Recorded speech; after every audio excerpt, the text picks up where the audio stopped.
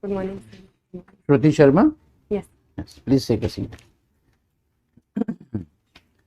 So, Shruti, tell the panel about yourself, your academic qualifications, your work experience, if any, and your main hobbies, very briefly. Okay, sir. So my name is Shruti Sharma. I have been a student of history.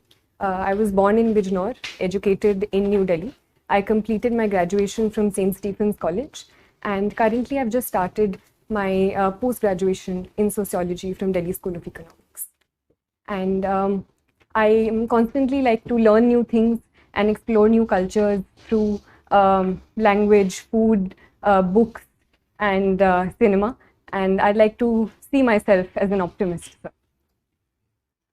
So, Shruti, uh, you are a graduate, and you have done MA also in sociology. I've Delhi just School of started my. Economics. Sorry, I've just started my MA. you have started. Oh, you have started this. Delhi School. So, with the Stephens, in your background, and with the Delhi School of Economics, both are so internationally known institutions. I do not know what you had in mind initially, but why civil services? Um, so there are a number of reasons why I want to pursue this profession.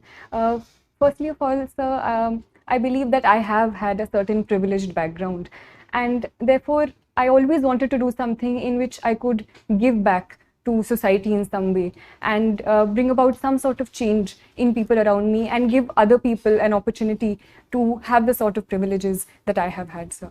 Secondly, I believe, sir, that on a personal level, I believe the diversity and the scope that these services provide can be an avenue for great personal growth and an avenue for learning a lot, which it would provide me, sir. Okay. So, Shruti, you are from Delhi. Now, how the safety of women, the perception about safety of women, has changed over the last, say, about 10 years, ever since Nirbhaya happened? Yes, sir. So the Nirbhaya incident was a turning point in terms of the global discussion that happened around Delhi regarding women's safety. So, in a sense, it was a turning point, and a very bad incident set the precedent for a lot of good steps that were taken post that time period. So, a number of steps have been taken since that time period by the union government and the Delhi government in that regard, ranging from the Nirbhaya Fund to certain steps by the Delhi government to increase CCTV coverage and reduce dark spaces, to also increasing scope for better mobility for women, be it in the space of women marshals in the buses at that point. So I think a certain progress has taken since that time period. Shruti, have you heard of a matter going on, Hindu minority status? Uh, yes, sir. So I just recently What is read the in the issue, news. if you can just throw some light? So, in the limited knowledge that I have currently, sir, about the topic, it is about the authority of the state versus the center in deciding the status of minorities with respect to religion. So there have been certain cases, as far as I recall, sir, such as the TMA Pi case, which talked about whether the minority status can be decided on a state level in terms of religious minorities, or it can only be decided in terms of the central government.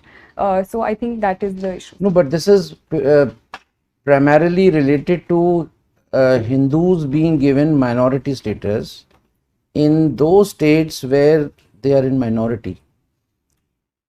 Presently, even if suppose in the case of, say, Punjab or JNK, right, Yes. where Hindus are in minority, but the actual minority status is given to those who are in majority. So a PIL is in Supreme Court. Yes, sir. The center has asked Supreme Court to consider this, that we would like to give minority status to Hindus in those states which I have mentioned. Now, since I have already given you an idea, what are your views about it? Um, so, the Constitution of India does protect the status of minorities in India as a whole. And so I believe if for certain purposes and for certain positive reasons, the Supreme Court does decide to give minority status in a particular state to reduce atrocities against certain sections within the state, it can be a positive move. Viren sir?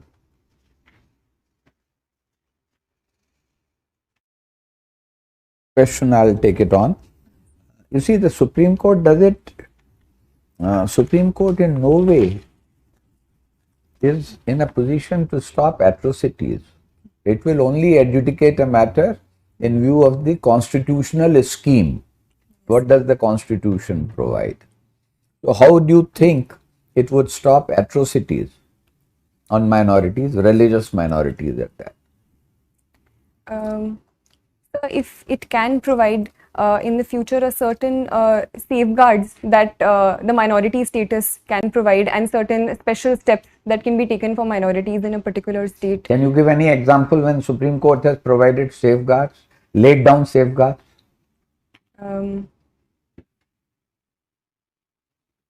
You heard of Vishakha's case? Yes. Okay. And you've been a student of history. Yes, sir. Who do you think, whom would you rate as a foremost historian of the later Mughals period?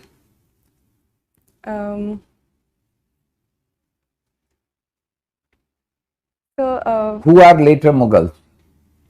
so I would say the period after the so-called fall of the Mughals or the decline of the Mughals, so post Aurangzeb, so would possibly be regarded So you as the think later Mughals. beyond Aurangzeb are the later Mughals?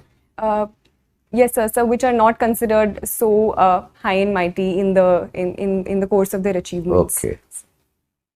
Recently, there has been a talk. Certain people feel that there is a need to review and rewrite India's history. What is your take on that? So I personally believe that the writing and rewriting of history has been a continuous part and parcel of history since time and forever. And I believe rewriting of history is always a positive step. But at the same time, I believe this rewriting should be based on certain facts that history recognizes and the range of sources that history as a discipline recognizes. So if the rewriting is done in that regard, it can only lead to more positive debate and discussion in the long term.